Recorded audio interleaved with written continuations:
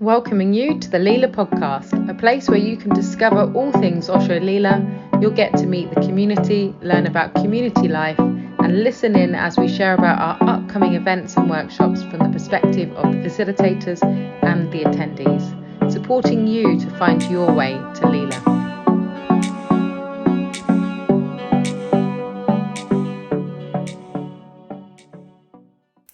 Hello and welcome to the Osho Leela podcast. Today we have the wonderful Deveraj. If you know Osho Leela, then you may well recognise him. He is one of the Osho Leela's former directors. He is here as part of Puravida. It's just finished. We have literally just said goodbye to everybody. There's still some people out there. Yep. Still slowly leaving. And yeah, it's been a fantastic time. And we're going to be sharing a little bit about yourself, Devaraj, about your connection to Leela, a bit about Puravida, and also about your role as a therapist and what that looks like, and also some of the lovely things that you've got coming up at Cool. Osho Leela. Cool. Thank you. So welcome to the podcast. Thank you for having me. Yeah, Sweet. My pleasure. So let's start with, tell us a bit about your connection to Osho Leela. So who are you? What's your connection to Leela? That kind of thing. Right. Well, I first started coming here about year 2000, because I got interested in Humaniversity work, and at the time it was going on here at Leela. It was the only place in the UK you could do it. And then I ended up just kind of signing up for a year of Humaniversity training. Therapists would come over from Humaniversity in Holland. And then after a year, I decided to do another year, and then at some point I ended up kind of moving in here. I actually came for this 3-week meditation retreat. And after a week, I just thought, I'm not going back to London. I'm just going to stay here, you know. Yeah. So, and then I ended up staying 17 years, basically, and, as you do. And is that how long I've got left? Is it? Well, not everyone stays that length of time, but it just really worked for me for a long time, you know, and helped me to open up. And then I started also to become a therapist, doing that, and then I was also involved in running a lot of events, you know, to have fun and also make money for the community, you know, and all of that stuff. So, you know, that just continued along. I was running Puravida and Conscious Sexuality Festival and an assortment of therapy groups and all that kind of thing. So I was just super in it for years and years, basically. Wow. Okay. And you've been away. You're now living in Istanbul? In Istanbul, yeah. Okay. Yeah. So you've moved well away. Yeah. Well, I kind of came right out. I mean, it was really good for me to be in a super communal environment, you know, where everyone is getting connection all the time. That was very good for me. And then at some point, actually been a deeper journey for me recently, you know, having done that, you know, and having got the benefit of it, to go out and be much more on my own in the world, just travelling around and going to places where I don't speak the language and don't know anybody, and having to reach out and meet people and all of this stuff, you know. It's been a very good challenge for me. Yeah, right. I've got a lot of development from it, so looking back, I got a lot from my time here, and then I got a lot from just being on my own for a while and travelling. Yeah, great. Yeah, and it's really following, isn't it, what it is that you need in that moment. Yeah. In that time. Yeah. And shift and change. Yeah. Oh, beautiful. So it's lovely to have you back. Thank you. I obviously don't know you so well. No. Apart from the time when I came to Brighton and I did one of your, I think it was maybe for 2 or 3 hours. Okay. And it was Bioenergetics session with you, which I love. Okay. We obviously do Bioenergetics here. Abby runs it, Kevin runs it. Yeah. And it's just, for me, it's so effective. It's such a great practice. But yeah, other than that, I've not met you. But you're back here for Puravida. Yeah. So tell me a little bit about Puravida, just in a sum it up. What is it, and how was your experience as well over the last weekend? We started Puravida, me and a couple of other friends, in 2006, and the idea was conscious clubbing, and the idea was at the time there were a few kind of new age events which were kind of, a bit dancey. There was a thing in Bristol and Barefoot Boogie and stuff. but they were a bit sweet and fluffy and like super vegan. Not that there's anything wrong with that, but it was just a bit soft. And then you had normal nightclubs, which were just like, you know, full of bouncers and drugs and dodgy characters, and that was a bit heavy. And we said about, rather, you know, trying to create something in between. So you still got kind of quite banging music and quite challenging experiences, but there's more holding and no drugs and no big bouncers, basically. And that was the concept. And then that just morphed over the years. Me and Rakendra were running it for a very long time. And we introduced like these big theatre things that people would get involved in and all sorts of crazy stuff. And yeah, I mean, when it came into the pandemic, it was already transitioning away from where it had been, and we were starting to remove alcohol from it and make it more community focused. And then the pandemic came and I ended up moving on and doing something else. And so it's been really amazing actually just to come back and just do it again, you know? Like one of those movies where the guy's kind of retired and then he has to come back to do one last job, you know, that John Wick kind of thing or whatever, you know? Like, because it was someone who used to come all the time to Puravida was this guy Deveraj, good friend of mine, and he teaches dance and he wanted to do a big party for his birthday, so we agreed to do a Puravida and put it out to the directors and they were up for it. So it's like a one-off basically, which may come back again, who knows? Yeah, you never know, right? Yeah, you never know. You never know, you can never say no. No. Wow, yeah, it sounds like I wasn't around yesterday, the day before, but it sounds like everyone's had a beautiful time. And yeah, nice. Let's see if it comes back again. Yeah, we'll see. So tell me a little bit about bioenergetics, because for me, and I'm really happy to do this interview with you because it is something that I use regularly and has, like I said, really helped me. So what if nobody knew anything about it? What would you say? What would you kind of be talking about? Well, it's kind of like a body movement practice. It's become a generic term for like a whole range of different body movement practices that have a lot of psychological content. Like if you were doing like yoga, it's more for your physical body, you know, to increase flexibility and stuff like that. Whereas with bioenergetics, the focus or the muscle groups that you work on and that kind of thing, it's more to do with releasing trauma from the system, from the actual body, because trauma tends to be held in the body fascia, which is like this interconnective tissue that you've got running around your body inside, that has been more studied recently, but for a long time no one really understood what it did. And also your muscle system, you know, it stores a charge from the past. When traumatic events happen to us as a little kid, we don't get our needs met, or just there's some bad incident, our brain has this capacity to store the emotions associated with it because they're too much to experience in the moment, to store it in the body like a charge of energy. And then, because as humans we don't really release that charge, it just gets stuck inside our system, and then we kind of learn to work around it. You know, and we're kind of brought up in this culture where you always try to look good. To get your needs met, you want to look a certain way and be a certain kind of person so you can attract partners or get friendships, you know, get a role in an organisation, a job. And so we kind of negotiate a way to hold all this stuff inside our body and keep trying to look good on the outside, you know, and that's where a lot of humans are at from any culture. So bioenergetics, you're going to put your body in some weird positions, and then you have to breathe in a certain way and really try to feel the body, you know, and then you're specifically trying to open up certain muscle groups and areas of body fascia to allow some level of release just to spontaneously and naturally occur, which can happen without you necessarily being so much aware of it, or there may be shaking, there may be deep emotions, you don't quite know what will happen. But the basic idea is to work at a physical level with who we are psychologically. In a sense, it's also to like, because mammals, you know, we're like mammals, but like we're more evolved than apes and stuff, like dogs and stuff. But those animals, they can release trauma much more naturally from their body without thinking. They don't really have massive frontal lobes and stuff. But humans they lost the ability to do this because we try and think our way through everything. But actually, once you stimulate the body a bit, it's like kickstarting it, it starts to release more naturally. It starts to, because the body kind of knows how to release trauma of itself, you know, but it just needs a bit of kickstarting, like jump leads in a car or something like that. Makes sense. Like that. Yeah.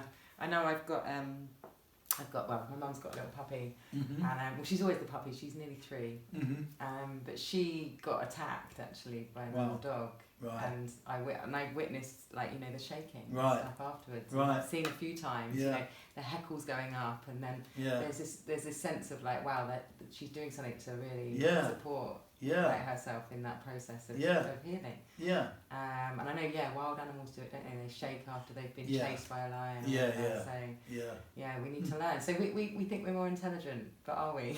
Well, in some ways we obviously are, I mean, you couldn't get like the cat whenever you could use the phone a little bit, but like we are intelligent with some things and other things we're not as good. We're not. It's not as easy for us. Yeah. Totally.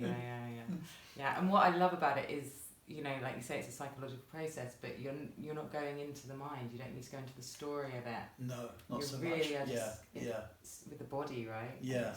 Yeah. Really refreshing. Yeah. From a Because therapeutic perspective. Well, because therapy psychology started with like Freud in the 1890s and stuff, but mostly it was just focusing on the mind and the narratives we tell ourselves, and so you're trying to go in through the mind, and that's okay, you will get a level of effect and change, but for a lot of people how it ends up is more like they just come to terms with their limitations, and become more human, but they don't really transcend their limitations because the charge is still in the system. Yeah. So they never become the being they potentially could become. It's just they become more socially functional and become better at getting their needs met, but they never really like expand and become like totally awesome, Yeah.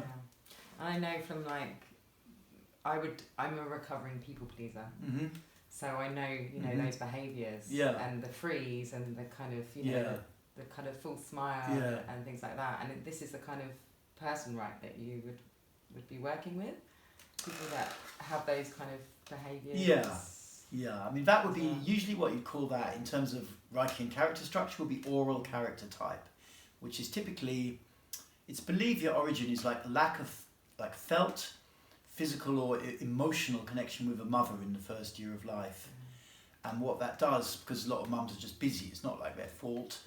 Like traditional culture, you often see mothers will keep the baby physically in contact with them for like a matter of years in Africa or India and some places, But in the West and some other countries, it's not, obviously women are sometimes working, they're busy. If you don't get that connection, it's stored in the body around the belly as a sense of lack, like an inner hole. And then the person, they're kind of needy, because you have this sense that you just want to fill this hole inside of you somehow because you didn't get it as a little kid. And you don't cognitively relate to it like that, it's just stored in the system. So there's 2 ways that'll go. One way is you become a teenager, and like when you're a teenager, usually you become like interested in finding partners and looking attractive, same sex or opposite sex, whatever your orientation. But what we quickly learn is that if you're really needy, that's just like not a good look. Like no one is really attracted to super needy women or guys in particular.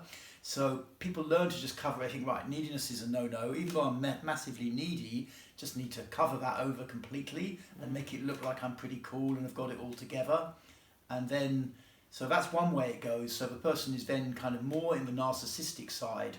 So they will try to get needs met by keeping people close to them without them having to show that they're needy inside. And they even forget that they're so needy inside, it's so armoured over, Or it goes into someone who just is massively needy and obsesses on connection all the time and just really needs connection. And that kind of person, it's very hard for them to say no to something because they always are concerned that other people might not want to connect with them.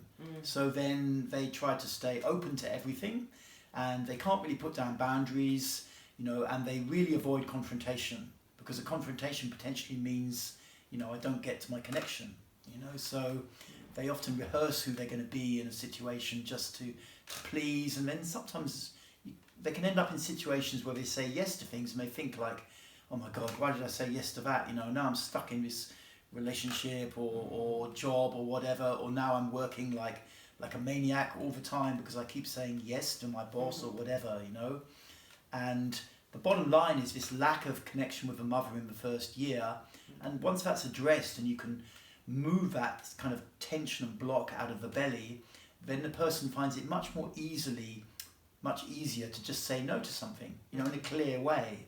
They're not on autopilot with yes all the time or trying to please. Doesn't mean they become really nasty or something. It's just like they have a clear sense of boundaries and how to hold them. Yeah. Cool. Like, no, all those behaviours. There's a lot of it. It's not. Yeah, that's very normal. Yeah, and it has its benefits because oral people who haven't gone down the kind of armouring side can be very open. They can have an openness that average people out in society do not have. So then you can keep that, but also work with the belly and be able to put down the boundaries. So then you can be open in the situations where it's safe and beneficial for you, and you can close off to situations where you don't need that. Yeah, totally. It's great. So it's not all bad. It's great stuff. It's empowering. Yeah. Totally empowering, isn't it? And I think that's a part of, what do you do this work for? What's your incentive? For me? Yeah, for you. Well, I originally trained in more group therapy and screaming and shouting stuff. Yeah. And that kind of thing. And there was elements of bioenergetics in that. But when I started to become a therapist, I was working here originally and doing a lot of screaming and shouting workshops. But I was also working a bit outside, in the world outside, and then you can't do so much screaming and shouting stuff because there's just not many venues where you can do that in the city, you just can't really do it, And also I was getting a little bit like, maybe there's other ways of doing things than always having to drive into deep emotion, and so I'd already trained a bit, well, not really trained, but I'd done quite a lot of bioenergetics, and I started to get interested in that. And that just led to a process of me learning about all other teachers who'd created something and then creating some more of my own work around that, also integrating certain breathwork styles, and then Reichian Character Structure, which is like it's like a theoretical model of 5 personality types, which was originally a very old thing from the 1930s, and very academic and kind of like not easy to get into. But myself and particularly another therapist in California started to redevelop it for the modern world, so that just like the average person who was just busy with their inner world could actually really come to understand it, like that oral character type. And then there's also character types like the endurer, someone who's been kind of scared at the age of 2. When you're about 2, you start to scream and shout and kick off, and like if the parents come in a bit strong, then the nervous system of the child can register and understand that like any form of anger or outgoing expression could lead to me being thrown out, and if you get thrown out as a 2-year-old, you're going to die, or at least that was historically what happened in our evolutionary history. So that kind of person, when they've interpreted their parents, being a bit forceful with them to keep them quiet at 2, they go out into the world with a mortal fear of anger and a mortal fear of, even for some people, even just expressing themselves or doing something externally, outwardly creative, it's shut down. And so they just go on a survival trip in life, and they've accepted that they can't ever really put anything out.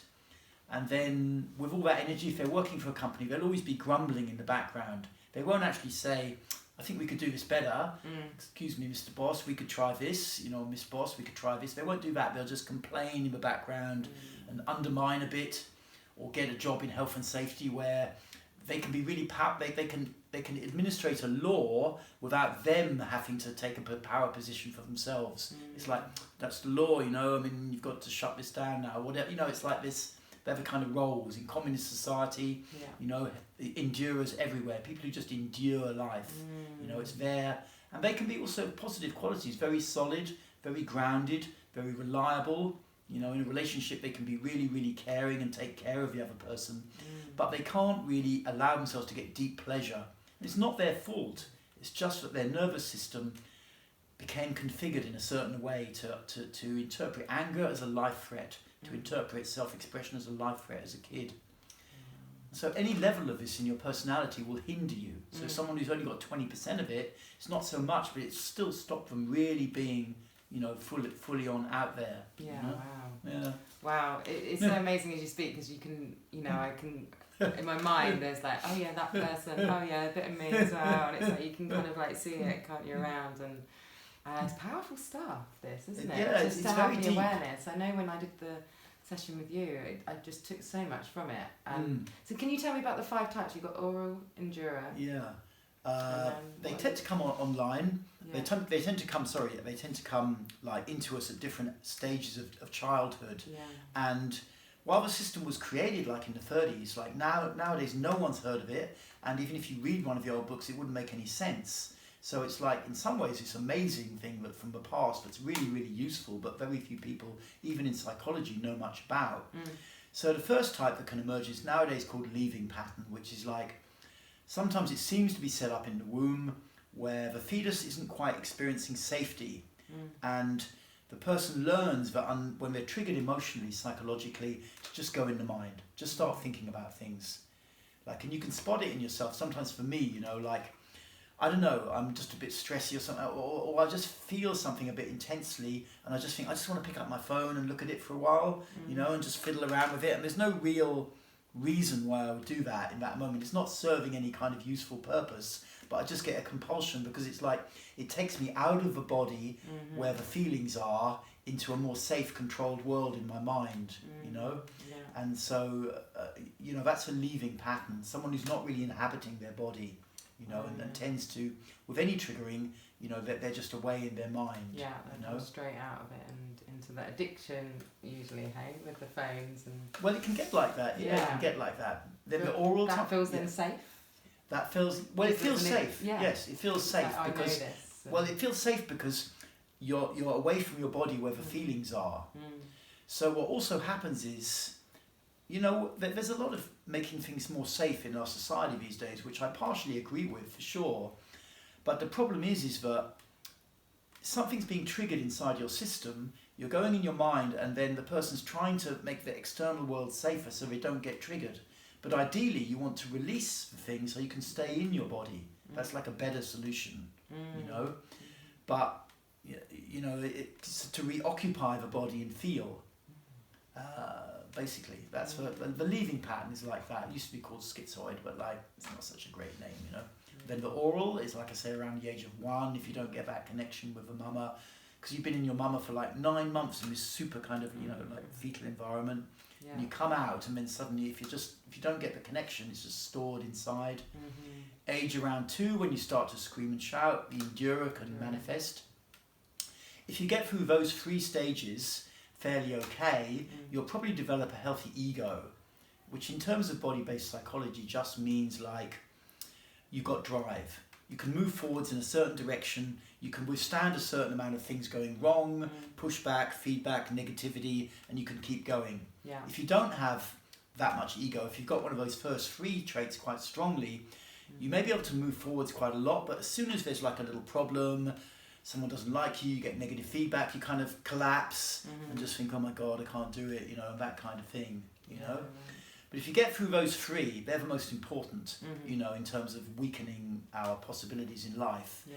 If you get through those 3, then the rigid character, and you can have one of the others and you can get all of them to some degree, basically. But the rigid character is more like someone who they learned as a kid, their parents gave them like positive stuff when they behaved good, what their parents called good, you know, and then they would get negative stuff from the parents when they did a behaviour that was bad. Yeah. They were kind of conditioned to succeed.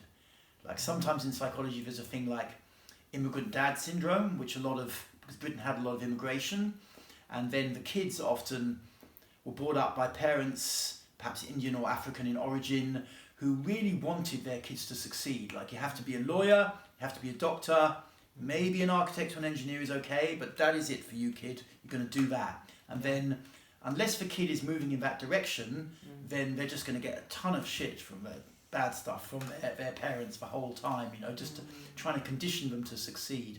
And for sure, you know, non-immigrant families do it as well. You know, it's just an extreme example.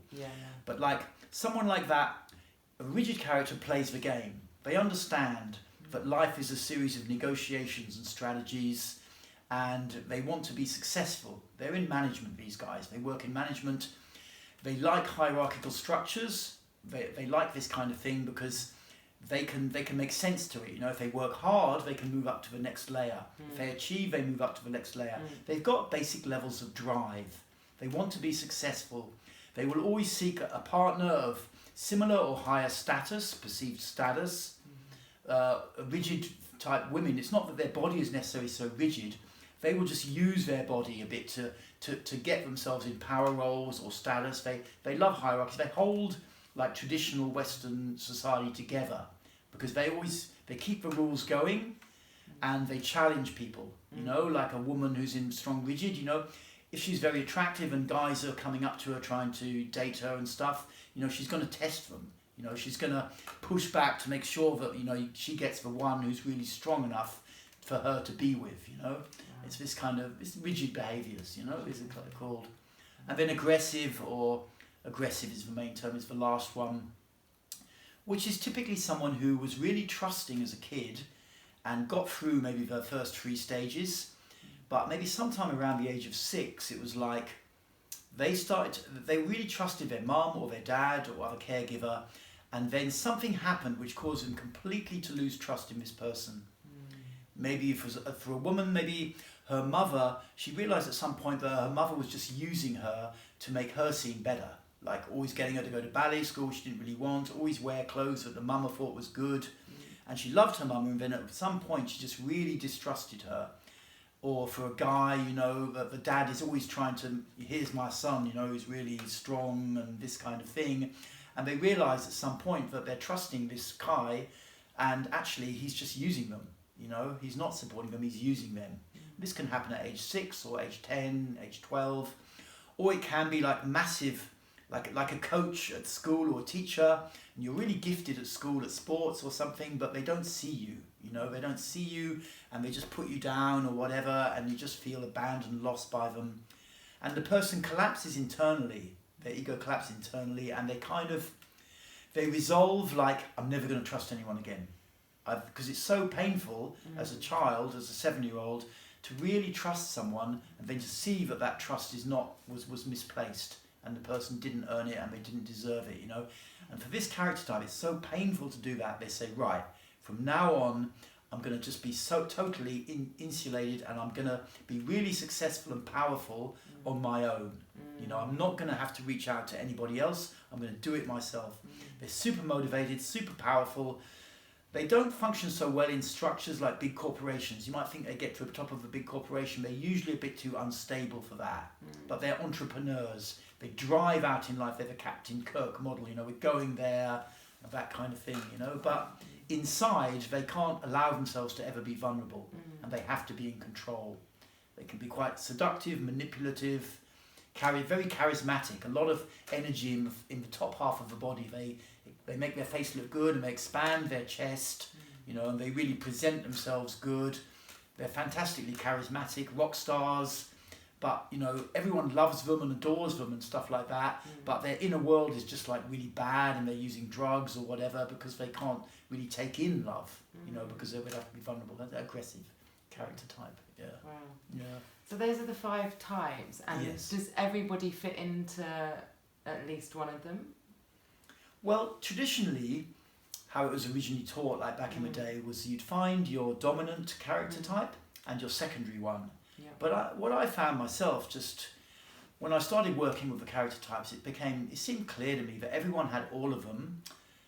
And in some types of relationship, you might be different from others. You know, you might be very dominant and strong at work, but then in a love relationship, submissive and just passive and pretty hopeless and super oral or something, you know. So they were originally tracked to your body shape, but I don't really hold with that so much. You know, like the oral classically have this craning neck where they're trying to reach the nipple. You still see some people like that, you know, they're craning their neck forwards. Or the aggressive had this super kind of, you know, I'm successful guy, hey, you know, sort of thing, or successful woman, you know, they're kind of really well presented, you know, this kind of thing. And traditionally, like the leaving pattern was more skinny and very tall, and almost their mind is just in a kind of cloud, and it's really hard for them to access feelings. But I don't really hold with that. Certainly, maybe it was more true in the 50s, I don't know.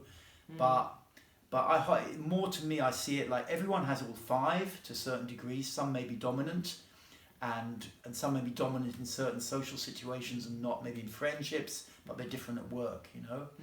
So it's useful. Like in this workshop, we work with all of them.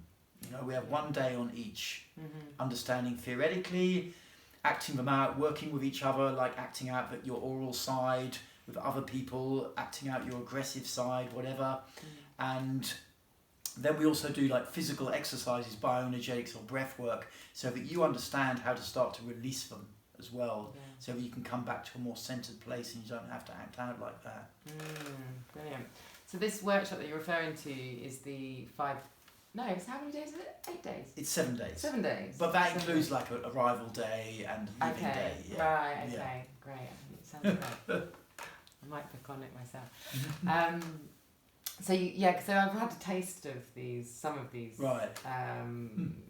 What do you call them? Like activities, some of these structures that Right. from the workshop we did. Yeah.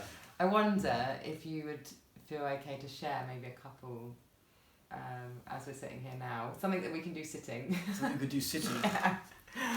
Well, I mean, a lot of it's quite Just so intense people can therapeutic see process work, you know? Yeah. But if you're working with, say, oral character or something like that, there's a structure like or endurer, both of whom are very afraid of anger.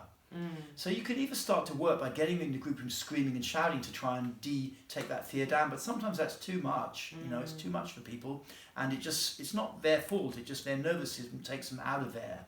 So there's like physical exercises, like a right to exist exercise you do standing, and you thrust your hips forward a certain way and you make like an animal grunt, you know, and it recalibrates your nervous system or your mind in a sense to think like, hey, it's okay to be direct, it's okay to go for what I want, you know.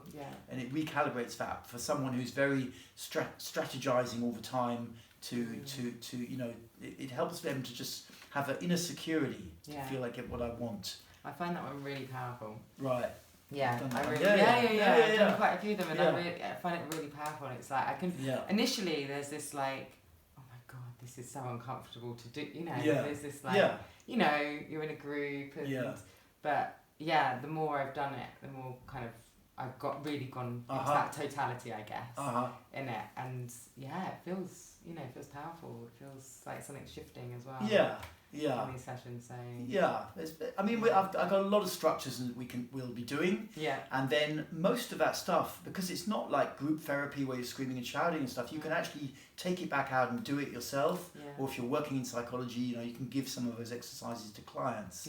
So it's like you take a lot away with you as well. You know, if you're working also with the oral character, you can also do this very intense breathwork forms where you have to physically move your belly as you breathe. And that starts to work into the primal knot in the belly center, you know, and then it allows that person, it's usually very intense for them to do it, but they come out of it feeling more okay to hold boundaries. And it helps people who are a bit overweight or who snack, they lose their appetite for snacking. I did it for 2 months, I've been doing it for 2 months, and I lost 6 kilos, you know, in that time, you know, just because, and it wasn't even hard, you know, it wasn't even hard because my desire to snack went down about 70%. So it would come up and it was like, you know, it was like, oh no, I can just deal with it. Whereas before it would be so high, it was like, no, I end up snacking, you know. Wow. So it's super powerful, hey? It can be very powerful. You know? Can you give some examples of like what experiences you've had like with previous clients that, you know, you've gone, wow, actually this really works? I mean, I got a client at the minute who was just really unconfident tech worker from Eastern Europe guy, and just really struggling to not be in his head because he had to work like 6 hours a day on computer anyway, doing coding and all of this. And then he's been with me quite a while, maybe like 8 or 9 months, on 2 weekly sessions, once every fortnight sessions, and now he's just way more confident and he just looks a lot more male, you know, and he's just learning to go out into the world and really just go a bit more for what he wants, but in a clean and straight way, you know, and he just feels much more confident, you know, and it's just easy for him to talk about stuff and to move forwards, you know, it's not difficult for him. I got another one who's like a American woman, I've quite a lot of American clients, who had just like chronic fatigue for a long time, and she was kind of coming out of it, but still, I don't know, very kind of suppressed and scared, and then slowly going through with these exercises, just coming back to normal. A lot of what I do in the end of the day is kind of teaching people to inhabit their body more. In simple terms, just to feel the body more. You know, so that the sense of the body is a much bigger experience, like there. So, like if you try to meditate and you just start to feel your body, it's like, wow, this is like some oceanic thing here. You know, it's like. And then she had much more resilience, you know, because feeling your body a lot, you become energetically like a pyramid on its base. And if you're always thinking, you're more like a pyramid kind of on its point, you know, so it's unstable and it can easily fall over if something goes on around you. Wow, that's a really great analogy. Yeah. It's like that, yeah. So, you know, you feel your body more, you can just tune in. It's like a resource there, you know. I can be super mindy, you know. I'm super traumatized as well from when I was young, and I can just like in a stressful situation, I can just stop for a second, feel my body, and it's like there's a resource there, you know. It's like you've got this big experience inside that can hold you, and you don't, you know, you can decide. Then I can decide in this situation, do I need to stand my ground, or has this person really got a good point to make, you know? Living here a long time and always holding space, always having to deal with dramas of people and having to mediate situations and trying to do it in a clear way so that both people could feel like, hey, this is okay, you know, whatever. You have to have this kind of groundedness, you know, you need this resource. So in life, whatever you have, especially if you're like a mum who's got kids, if you've got this strength underneath, you can really feel your body. It's like a resource you can just use. We've got an annoying boss, you can just feel your body, and then instead of getting caught up in a trip, you can strategically think, okay, how do I approach this challenging situation? You know, so that I don't go over the top and feel really bad about myself afterwards, and I also do speak my truth and don't feel like I'm a victim afterwards, you know. You've got this resource. It's in that situation, is it, that choice point, and then actually having your bag of tools. This is what I need right now. You know, even as you're talking, I can just feel my body so much more. Because you're bringing awareness to it. And, it's beautiful. Oh, wow, thank you so much for sharing all of that. Like, I feel much more educated, more revived, and even more curious actually about the work and the background of it and the doing of it, you know. And we do, I think Tuesdays we tend to do bioenergetics here. That seems to be our bioenergetic day. So just bringing it, I feel even more energized to do it. Cool, that's great. Cool. That's great. Look, I think maybe we should probably start. I have no concept of time, but maybe just finishing up. Thanks so much for coming on. I really appreciate it. Especially just after a festival. Yeah, I'm a bit out of it still. But just if we could just summarise maybe, because we've got one of your workshops coming up in January. 17th? I think it's a week long. And Wednesday to Wednesday. I'm pretty sure it's the 17th to the 24th. 17th to 24th of January. Okay, cool. All of the details of that are on the Osho Leela website. And stuff. If people are interested, where can they find out more information about you, about the Reichian Character Structure, about bioenergetics, things like that? Well, I have like a big YouTube channel, which if you search for Deveraj Bioenergetics, you can find it basically from Google.